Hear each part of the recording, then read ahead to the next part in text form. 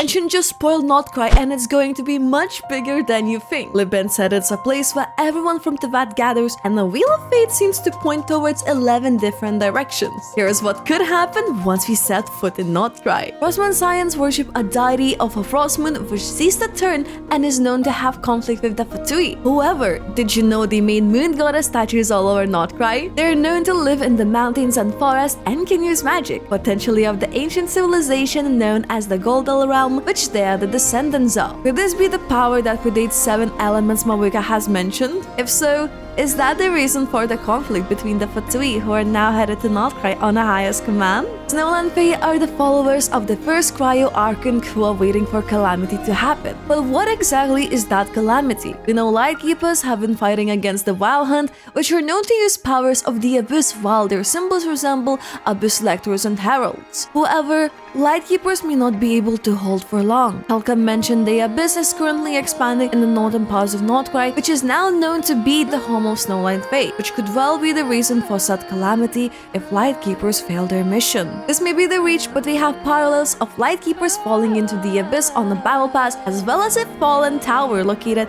at the north of Simolanka resembling the Lightkeepers insignia. Here we make 2 out of 3 offerings to 3 goddesses which could symbolize 3 moon sisters and their civilizations. If Frostmoon Scions, also known as the Moon Children, worship a moon deity of a frost moon, would that be why one of the offerings was already there? The newest artifact set Long Night's Oath tells us that the priestess of the Frostmoon Scions has established Lightkeepers while battling the Wild Hunt. In the previous web event, we learned that those who follow the tide sing for a new moon to rise. Considering they live on a Hisi island and have prepared moon goddess statues all over nod-krai for unknown reasons, this could suggest they're not against the idea of a new moon. We know that the world is no longer sheltered by eternity, aka the eternal moon, and is marching towards its end, so it is likely their motivation would be to save the said world.